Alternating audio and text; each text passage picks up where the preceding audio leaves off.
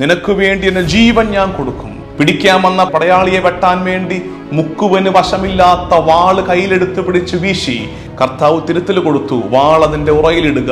എന്റെ ഗുരുവും നാഥനുമായവനെ തൊടാൻ നിനക്കാര് അധികാരം തന്നടാ എന്ന് ചോദിച്ച് പടയാളിയുടെ നേരെ വാളോങ്ങാൻ തന്റെ ഇടം കാട്ടിയ ഒരു പത്രോസ് പിന്നീട് ഞാൻ അവനെ അറിയുക പോലുമില്ലെന്ന് പറഞ്ഞ് ദൈവനിഷേധം നിരാസം നടത്തുകയും ചെയ്യുകയാണ്. പത്രോസ് നമ്മളിലുള്ള ഒരു ശൈലിയുടെ പേരാണ്. തീ കായുന്നതിന്റെ അരികിലിരുന്ന് എന്നെ തള്ളിപ്പറഞ്ഞ പത്രോസേ, ഞാൻ വീണ്ടും നിനക്കായി ഒരു തീ കൂട്ടിയിരിക്കുന്നു. യോഹന്നാന്റെ പുത്രനായ ശിമയോനെ, നീ എന്നെ സ്നേഹിക്കുന്നുവോ? ഏത് സാഹചര്യത്തിലിരുന്നാണോ എന്നെ തള്ളിപ്പറഞ്ഞത്, അതേ സാഹചര്യത്തിൽ കർത്താവിനെ ഏറ്റു പറയാൻ കർത്താവ് അവസരം കൊടുക്കുകയാണ്. പത്രോസ് പറയുന്നു, കർത്താവേ, ഞാൻ അങ്ങയെ സ്നേഹിക്കുന്നു.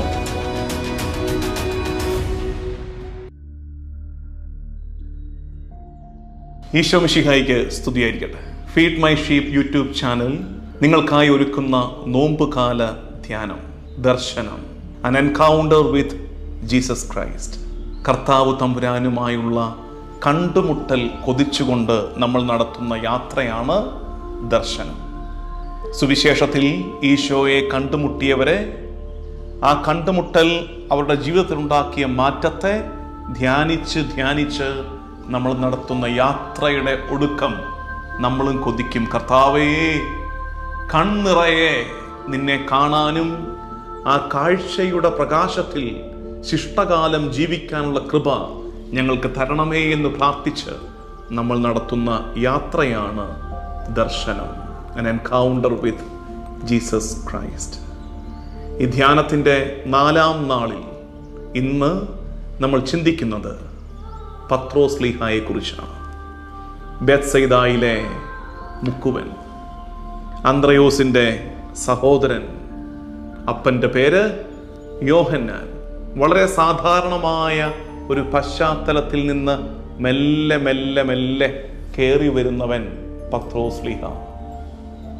സുവിശേഷത്തിൽ ഈശോയുടെ 12 സ്ലീഹന്മാരെ ധ്യാനിക്കുമ്പോൾ നമുക്കൊക്കെ ഏറെ സാമ്യം തോന്നുന്ന ഒരു ക്യാരക്ടറാണ്, കഥാപാത്രമാണ് പത്രോസ് ലീഹ. വളരെ സാധാരണക്കാരനായ ഒരു മനുഷ്യൻ, നെയ്വ് എന്ന് വിശേഷിപ്പിക്കാവുന്ന ഒരു ക്യാരക്ടർ. ദേഷ്യമുള്ളവൻ, വൈകാരികമായി പ്രതികരിക്കുന്നവൻ, ഇടയ്ക്ക് മണ്ടത്തരം പറയുന്നവൻ, ഇടയ്ക്ക് ആവേശം കൊണ്ട് എന്തൊക്കെയോ കാണിച്ചു കൂട്ടുന്നവൻ, ഇടയ്ക്ക് മിണ്ടാട്ടം മുട്ടിപ്പോകുന്നവൻ, ഇടയ്ക്ക് സ്നേഹത്തിന്റെ ഉത്സവം ആഘോഷിക്കുന്നവൻ, ഇടയ്ക്ക് നിസ്സംഗതയുടെ വരൾച്ച ബാധിച്ച് മൂകനായി പോകുന്നവൻ. ഇതെല്ലാം കൂടെ ചേരുന്ന ഒരാളാണ് പത്രോസ് ലീഹ. പേരുകൊണ്ട് ഞാൻ പൗലോസ് ലീഹ ആണെങ്കിലും, പൗലോസിന്റെ നാമധാരിയാണ് ഞാൻ, പേരുകൊണ്ട് പൗലോസ് ആണെങ്കിലും ആ പൗലോസിനെ മാതൃകയാക്കി കുറേയൊക്കെ വായിക്കാനും പഠിക്കാനും പറഞ്ഞു കൊടുക്കാനും ഒക്കെ ശ്രമിക്കുമ്പോഴും ഞാൻ അറിയുന്നൊരു യാഥാർത്ഥ്യം, പേരിൽ പൗലോസ് ആണെങ്കിലും ഉള്ളിൻ്റെ ഉള്ളിൽ എവിടെയോ എന്നിൽ ഒരു പത്രോസ് ഉണ്ട്. ECGയുടെ ഗ്രാഫ് പോലെ ഇങ്ങനെ കയറിയിറങ്ങി ഇടയ്ക്ക് ആത്മീയതയുടെ ഒരു ഉത്സവഘോഷം ഉണ്ടാകുമ്പോഴും ചിലപ്പോഴൊക്കെ ഒരു നിശബ്ദതയുടെ വരൾച്ചയുടെ കാലമുള്ള ഒരു ആത്മീയ ശൈലി. നമ്മളിലൊക്കെ ഒരു പത്രോസ് ഉണ്ട്. പത്രോസിനെ ഇന്ന് നമ്മൾ ധ്യാനിക്കുമ്പോൾ ഈശോയെ കണ്ടുമുട്ടിയ നിമിഷം തൊട്ട് പത്രോസ് നടത്തിയ യാത്രയെ നമുക്ക് ധ്യാനിക്കാം. പത്രോസിനെ നമ്മൾ കണ്ടുമുട്ടുന്ന സുവിശേഷത്തിലെ ഭാഗങ്ങൾ, ഞാൻ ഈ ഭാഗങ്ങളൊക്കെ പറയുന്നത് ഞാൻ ആവർത്തിക്കുന്നു. സാധിക്കുന്നവര് ഈ ഭാഗം വെച്ച് റെഫർ ചെയ്യുക. ഞാൻ പറഞ്ഞു പോകുന്ന കാര്യങ്ങളിൽ പലതും ഈ ഭാഗങ്ങളിൽ നമുക്ക് കാണാൻ പറ്റുന്നതാണ്. ഓരോ തവണയും പറയുമ്പോൾ ആ ഭാഗങ്ങൾ കൃത്യം പറയുന്നില്ലെങ്കിലും നിങ്ങളുടെ പഠനത്തിനായിട്ട് അത് വിട്ടുതരികയാണ്. മത്തായി സുവിശേഷം 4-ാം അധ്യായം 17 മുതൽ 20 വരെ, 10-ാം അധ്യായം 1 മുതൽ 4 വരെ, 14-ാം അധ്യായം 28 മുതൽ 30 വരെ, 18-ാം അധ്യായം 21 മുതൽ 22 വരെ, 16-ാം അധ്യായം 15 മുതൽ 25 വരെ, 17-ാം അധ്യായം 1 മുതൽ 5 വരെ, 26-ാം അധ്യായം 33 മുതൽ 36 വരെ, മർക്കോസ് സുവിശേഷം 1:14 മുതൽ 18 വരെ, 1:23 മുതൽ 31 വരെ, 3:13 മുതൽ 19 വരെ, യോഹന്നാൻ സുവിശേഷം 1:35 മുതൽ 44, 6-ാം അധ്യായം 68 മുതൽ 69, പിന്നീട് അങ്ങോട്ട് യോഹന്നാൻ സുവിശേഷത്തിൽ പലയിടത്ത്, പ്രത്യേകിച്ച് 21-ാം അധ്യായമൊക്കെ എത്തുമ്പോൾ യോഹന്നാൻ സുവിശേഷത്തിൽ വളരെ എവിഡന്റ് ആയിട്ട് പത്രോസിനെ അവതരിപ്പിക്കുന്ന ഭാഗങ്ങളുണ്ട്. പത്രോസും ഈശോയും തമ്മിൽ കണ്ടുമുട്ടിയ മൊമെന്റ് കഴിഞ്ഞ ദിവസങ്ങളിൽ നമ്മൾ ധ്യാനിച്ച അന്ത്രയോസ് ശ്ലീഹ തൻ്റെ സഹോദരനായ പത്രോസിനെ കർത്താവിൻ്റെ അടുത്തേക്ക് കൊണ്ടുവരുന്ന ഒരു മൊമെന്റ് ഉണ്ട്. പ്രിയമുള്ളവരെ, പത്രോസിന്റെ ജീവിതത്തിലും അത് ധ്യാനിക്കുന്ന നമ്മുടെ ജീവിതത്തിലും ഷോക്ക് അടിക്കുന്ന പോലെ അനുഭവം സമ്മാനിക്കേണ്ട ഒരു കണ്ടുമുട്ടലാണ് ഈശോയും പത്രോസും തമ്മിൽ നടത്തിയ ആ കണ്ടുമുട്ടൽ. എന്താ അവിടെ സംഭവിച്ചത്? ആ കണ്ടുമുട്ടലിൽ ആൻഡ്രൂ, അന്ത്രയോസ് പത്രോസിനെ കൂട്ടിക്കൊണ്ട് ഈശോയുടെ മുമ്പിൽ കൊണ്ടുവന്ന് നിർത്തുമ്പോൾ, ഞങ്ങൾ മിശിഹായെ കണ്ടു എന്ന് പറഞ്ഞ് ആകർഷിച്ച് അന്ത്രയോസ് പത്രോസിനെ കർത്താവിന്റെ സവിധത്തിലേക്ക് ആകർഷിച്ച് അവിടെ എത്തിച്ചു കഴിഞ്ഞപ്പോൾ ആദ്യം സംഭവിച്ച കാര്യം യോഹന്നാന്റെ സുവിശേഷം 1-ാം അധ്യായം 42-ാം വാക്യം, അവനെ ഈശോയുടെ അടുത്ത് കൊണ്ടുവന്നു. ഈശോ അവനെ നോക്കി പറഞ്ഞു, നീ യോഹന്നാന്റെ പുത്രനായ ശിമയോനാണ്, കേപ്പ, പാറ എന്ന് വിളിക്കപ്പെടും. യോഹന്നാന്റെ പുത്രനായ ശിമയോനാണ്, കേപ്പ, പാറ എന്ന് നീ വിളിക്കപ്പെടും. You are going to be the thing you are not. You are going to be the thing you are not. നീ എന്ത് അല്ലാതിരിക്കുന്നോ നിന്നെ ഞാൻ അതാക്കും. കാറ്റത്താടുന്ന ഞാങ്ങണ പോലെ ഒരുത്തനെ ഇനി ഒരു കൊടുങ്കാറ്റിലും കുലുങ്ങാത്ത പാറ പോലെ ആക്കി കർത്താവ്. അതിന്റെ ആരംഭം കുറിച്ചു ആ കണ്ടുമുട്ടലിൽ. ഏതു ചെറുകാറ്റിലും ആടിയുലയാൻ മാത്രം കേവല വൈകാരികതയുടെ ആൾ രൂപമായ പത്രോസിനെ ഇനി ഒരിക്കലും കുലുങ്ങാത്ത, ഏതു വാളിന്റെയും ഏത് കുരിശിന്റെയും മുമ്പിൽ കുലുങ്ങാത്ത പാറയാക്കി കർത്താവ് തമ്പുരാൻ മാറ്റുകയാണ്. നീ കേപ്പ, നീ പാറ. You are going to be the thing you are not. കർത്താവുമായുള്ള കണ്ടുമുട്ടലിന്റെ ഗുണമതാണ്. നീ എന്ത് അല്ലാതിരിക്കുന്നോ ഇപ്പോൾ നിന്നെ ഞാൻ അതാക്കി തീർക്കും. അത്തരമൊരു മാറ്റം. യഥാർത്ഥത്തിൽ ഈ പത്രോസ് കാറ്റത്താടുന്ന ഞാങ്ങണയാണ്. പ്രിയമുള്ളവരെ, സ്നാപക യോഹന്നാനെ കുറിച്ച് ചോദിക്കുന്നല്ലേ, കാറ്റത്താടുന്ന ഞാങ്ങണ കാണാൻ പോയതാണോ നിങ്ങളെന്ന് ചോദിക്കുന്നില്ലേ?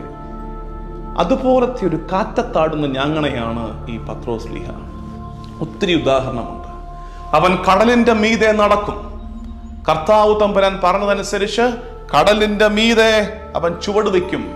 പെട്ടെന്നൊരു നേരത്ത് പരിഭ്രാന്തനായി സംശയാലുവായി അവൻ കടലിന്റെ ആഴങ്ങളിലേക്ക് ആണ്ടുപോകും. നമ്മളെപ്പോലെ തന്നെ ചില നേരങ്ങളിൽ വിശ്വാസത്തിന്റെ ഉന്നത തലങ്ങളിൽ നമ്മൾ ജീവിക്കും. കർത്താവിലുള്ള അഭയം ശരണം ഏറ്റുപറഞ്ഞ് നമ്മൾ ജീവിക്കും. പെട്ടെന്നൊരു നേരത്ത് നോട്ടം കർത്താവിൽ നിന്ന് മാറ്റി കടലിന്റെ തിരമാലകളിലേക്ക് മാറുന്ന നേരത്ത് കടലിന്റെ ആഴങ്ങളിലേക്ക് ആണ്ടുപോകുന്ന നമ്മളും പത്രോസും തമ്മിൽ വല്ലാത്തൊരു ബന്ധമുണ്ടെന്ന് മനസ്സിലാകുന്നില്ലേ? ഈശോയെ നോക്കി 12 ശിഷ്യന്മാരിൽ മറ്റാരും പറയാത്ത ആ വാക്ക്, നീ ജീവനുള്ള ദൈവത്തിന്റെ പുത്രനായ മിശിഹായാണെന്ന് പറയാൻ പത്രോസിനല്ലേ കഴിഞ്ഞത്? കർത്താവ് ചോദിച്ചില്ലേ കേസറിയ ഫിലിപ്പിയിൽ വെച്ച്, ഞാൻ ആരാണെന്നാണ് നിങ്ങൾ പറയുന്നത്? ബാക്കിയുള്ളവർ കഥകൾ പറഞ്ഞു തുടങ്ങി. ചിലർ പറയുന്നു മോശ, ചിലർ പറയുന്നു ഏലിയ, ചിലർ പറയുന്നു സ്നാപക യോഹന്നാൻ വീണ്ടും വന്നു. കർത്താവ് ചോദിക്കുന്നു, അതൊക്കെ മാറ്റിവെക്ക്, ആരാണെന്നാണ് നിങ്ങൾ പറയുന്നത്? അവിടെ കേപ്പ രൂപപ്പെട്ടു തുടങ്ങി. ഒരു പാറ മെല്ലെ രൂപപ്പെട്ടു തുടങ്ങി. കേപ്പ പറഞ്ഞു, നീ ജീവനുള്ള ദൈവത്തിന്റെ പുത്രനായ മിശിഹായാണ്. അത്തരമൊരു വിശ്വാസ പ്രഖ്യാപനം പറഞ്ഞവനാണ് പിന്നീടൊരു സമയത്ത് ഈശോയുടെ പീഡാസഹനത്തിന്റെ പ്രവചനം കർത്താവ് തമ്പുരാൻ നടത്തിയപ്പോൾ കർത്താവിനെ നോക്കി പറയുന്നത്, അങ്ങനെയൊന്നും സംഭവിക്കാതിരിക്കട്ടെ. ഈശോ പറയുന്നു, പിശാചേ എന്റെ മുമ്പിൽ നിന്നും മാറ്. ഏറ്റവും മികച്ച വിശ്വാസ പ്രഖ്യാപനം നടത്തിയ പത്രോസിനോട് ഈശോയ്ക്ക് പറയേണ്ടി വന്നു, പിശാചേ എന്റെ മുമ്പിൽ നിന്നും മാറ്. പിശാച് ബാധിതരെ പോലും കർത്താവ് വിളിച്ചിട്ടില്ല പിശാചെന്ന്. ഈ പത്രോസിനെ കയറി വിളിക്കുന്നു. ചിലപ്പോൾ നമ്മളും വീണ്ടും അങ്ങനെയായി പോകുന്നുണ്ട്. ചില നേരത്ത് ഏറ്റവും വലിയ വിശ്വാസ പ്രഖ്യാപനം നമ്മൾ നടത്തിക്കളയും. ഏറ്റവും വലിയ സ്തുതിപ്പ് നമ്മുടെ അധരങ്ങളിൽ ഉയരും. കൈ കീറിപ്പോകുമാർ നമ്മൾ കൈ വിരിച്ചു പിടിക്കും. ചങ്കുപൊട്ടുമാർ നമ്മൾ നിലവിളിച്ച് അവന്റെ പരമാധികാരത്തെ നമ്മൾ ഏറ്റുപറയും. പക്ഷെ ചില നേരങ്ങളിൽ സഹനമുഖങ്ങളിൽ നമ്മളും പറഞ്ഞു കളയും. അങ്ങനെയൊന്നും സംഭവിക്കാതിരിക്കട്ടെ. പത്രോസും നമ്മളും തമ്മിൽ വല്ലാത്ത സാമ്യമുണ്ട് പ്രിയമുള്ളവരെ. രൂപാന്തരീകരണത്തിന്റെ ദർശനം കിട്ടിയവനാണ് പത്രോസ്. കർത്താവിന്റെ മഹത്വത്തെ കണ്ടവനാണ് പത്രോസ്. എന്നിട്ടും പത്രോസ് ആ മഹത്വത്തിൽ നിന്ന് കർത്താവ് എന്താണോ പഠിപ്പിക്കാൻ ആഗ്രഹിച്ചത് അതിലേക്ക് മിഴി തുറക്കാതെ കേവലം ആ കംഫർട്ട് സോണിൽ ഉടക്കിക്കിടക്കാൻ ശ്രമിക്കുന്നു. കർത്താവിന് ഒരു പുത്തൻ പ്ലാൻ പത്രോസ് പറഞ്ഞു കൊടുക്കുകയാണ്. കർത്താവേ, നമുക്കിവിടെ 3 കൂടാരങ്ങൾ പണിയാം. ഒന്ന് അങ്ങേക്ക്, ഒന്ന് മോശയ്ക്ക്, ഒന്ന് ഏലിയായിക്ക്. ഞങ്ങൾ ഈ മൂലയ്ക്ക് വല്ലതും കൂടിക്കൊള്ളാം. സ്പിരിച്വാലിറ്റി കംഫർട്ട് സോണായി മാറുന്നില്ലേ നമ്മളിൽ പലർക്കും? ദൈവം ചില ദർശനങ്ങൾ നൽകുന്നത് ആ ദർശനത്തിന്റെ സുഖശീതളമയിൽ ജീവിക്കാനല്ലെന്നും സങ്കടങ്ങളുടെ താഴ്വാരങ്ങളിലേക്ക് ഇറങ്ങിച്ചെല്ലാനാണെന്നും സുവിശേഷം പഠിപ്പിക്കുമ്പോൾ നമ്മളിൽ ചിലരെങ്കിലുമൊക്കെ പത്രോസിനെ പോലെ ആ ആത്മീയ കൂടാരങ്ങളിൽ വിശ്രമിക്കാൻ വെമ്പൽ കൊള്ളുന്നുണ്ടെങ്കിൽ വീണ്ടും നമ്മൾ തിരിച്ചറിയണം, നമ്മളും പത്രോസും തമ്മിൽ എവിടൊക്കെയോ ചില സാമ്യങ്ങളുണ്ട്. ഇനി ഈശോയോട് പറഞ്ഞു, നിനക്ക് വേണ്ടി എന്റെ ജീവൻ ഞാൻ കൊടുക്കും, നിനക്ക് വേണ്ടി എന്നെ ജീവൻ കൊടുക്കും. പിടിക്കാൻ വന്ന പടയാളിയെ വെട്ടാൻ വേണ്ടി മുക്കുവന് വശമില്ലാത്ത വാള് കയ്യിലെടുത്ത് പിടിച്ച് വീശി കഴുത്തിന് കൊള്ളേണ്ട വെട്ട് ചെവിക്ക് കൊണ്ടു. വാളെടുത്ത് പിടിച്ചും വാളെടുത്ത് വീശിയും ശീലമില്ലാത്തവൻ വാളോങ്ങിയാൽ എങ്ങനെ കഴുത്തിന് കൊള്ളാനാണ്? ചെവിയാണ് അറ്റുപോയത്. കർത്താവ് തിരുത്തൽ കൊടുത്തു, വാളതിന്റെ ഉറയിലിടുക. നോക്കിക്കേ, എന്റെ ഗുരുവും നാഥനുമായവനെ തൊടാൻ നിനക്കാര് അധികാരം തന്നടാ എന്ന് ചോദിച്ച് പടയാളിയുടെ നേരെ വാളോങ്ങാൻ തന്റെ ഇടം കാട്ടിയ ഒരു പത്രോസ് പിന്നീട് ഒരു സാധാരണ പെണ്ണിന്റെ മുമ്പിൽ അവൻ ആകപ്പാടെ ചമ്മിപ്പോവുകയും ക്ഷീണിതനാവുകയും ഞാൻ അവനെ അറിയുക പോലുമില്ലെന്ന് പറഞ്ഞ് ദൈവനിഷേധം നിരാസം നടത്തുകയും ചെയ്യുകയാണ്. പത്രോസ് നമ്മളിലുള്ള ഒരു ശൈലിയുടെ പേരാണ്. ചില നേരത്ത് ഉന്നത ശൃംഖങ്ങളിൽ, ആത്മീയതയുടെ ഉന്നത ശൃംഖങ്ങളിൽ, ചില നേരത്ത് താഴ്വാരങ്ങൾക്കും അപ്പുറത്ത് ഏതോ പടുകുഴികളിലേക്ക് വീണു പോകുന്ന നമ്മളിലെ നിസ്സാരതയുടെ പേരല്ലേ പത്രോസ്.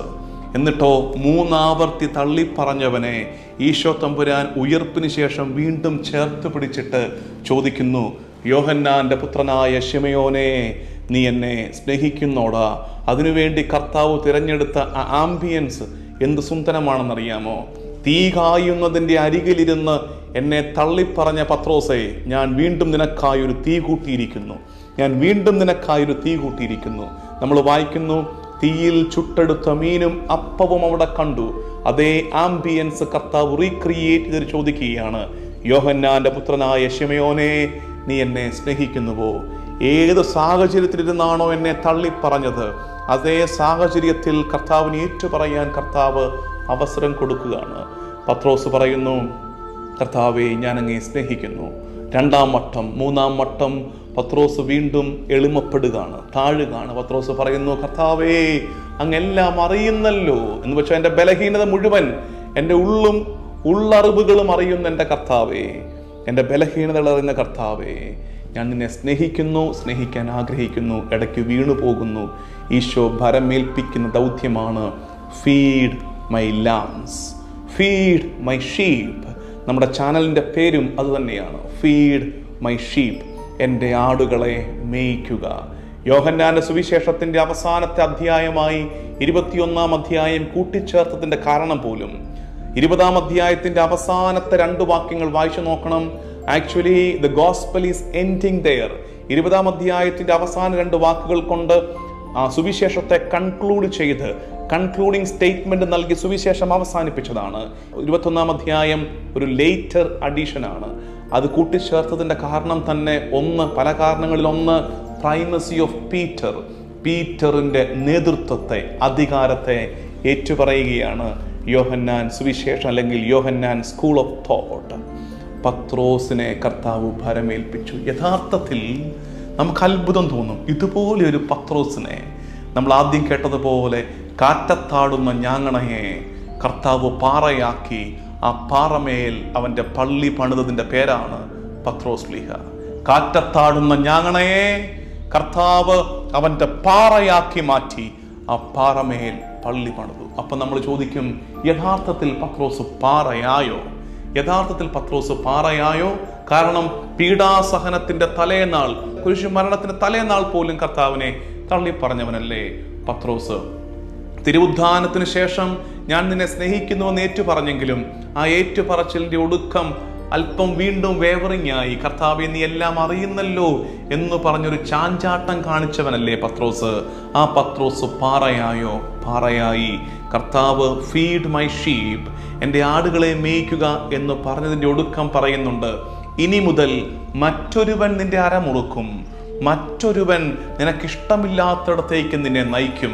അപ്പം നമ്മൾ ചോദിക്കും, ആരാണ് ഇനി പത്രോസിന്റെ അരമുറുക്കി പത്രോസിന് ഇഷ്ടമില്ലാത്തിടത്തേക്ക് അവനെ നയിക്കാൻ പോകുന്ന മറ്റൊരുവൻ? ആ മറ്റൊരുവൻ ആരാണെന്ന് കാണണമെങ്കിൽ യോഹന്നാന്റെ സുവിശേഷത്തിന്റെ 14 അധ്യായം 16 വാക്യം. യോഹന്നാന്റെ സുവിശേഷം 14 അധ്യായം 16 ഞാൻ പിതാവിനോട് അപേക്ഷിക്കുകയും എന്നേക്കും നിങ്ങളോട് കൂടെയായിരിക്കുവാൻ മറ്റൊരു സഹായകനെ അവിടുന്ന് നിങ്ങൾക്ക് തരികയും ചെയ്യും. മറ്റൊരുവൻ ആര്? പരിശുദ്ധാത്മാവ് നിന്നെ നയിക്കുമെന്ന് ഈശോ പത്രോസിന് കൊടുത്ത വാഗ്ദാനം പൂർത്തിയാകുന്നു. അതുകൊണ്ട് നിങ്ങൾ അപ്പസ്തോല പ്രവർത്തനം വായിക്കണം. അപ്പസ്തോല പ്രവർത്തനം 2, 3, 4, 5 അധ്യായങ്ങളിലൊക്കെ പത്രോസിൽ വരുന്ന മാറ്റം, കാറ്റത്താടുന്ന ഞാങ്ങണ പാറയാകുന്ന കാഴ്ച നമ്മൾ കാണുന്നുണ്ട്. ആദ്യത്തെ പ്രസംഗത്തിൽ, പത്രോസിന്റെ ആദ്യത്തെ പ്രസംഗത്തിൽ ജോയേൽ പ്രവാചകനെ കോട്ട് ചെയ്യുന്നു, സങ്കീർത്തനം കോട്ട് ചെയ്യുന്നു, എന്നിട്ട് ശക്തിയോടെ പറയുന്നു. 24 വാക്യം അപ്പസ്തോല പ്രവർത്തനം 2:24, എന്നാൽ ദൈവം അവനെ മൃത്യുപാശത്തിൽ നിന്ന് വിമുക്തനാക്കി ഉയർപ്പിച്ചു. നിങ്ങൾ കുരിശിൽ തറച്ചു കൊന്ന കർത്താവിനെ, ഈശോയെ ദൈവം ഉയർപ്പിച്ചുവെന്ന് തൻ്റെ ഇടത്തോടെ പറയുന്ന പത്രോസ്. ആ ഭാഗമൊക്കെ നിങ്ങൾ ശ്രദ്ധിക്കണം. ഇനി 5-ാം അധ്യായത്തിന്റെ 30-ാം വാക്യം അപ്പസ്തോല പ്രവർത്തനം.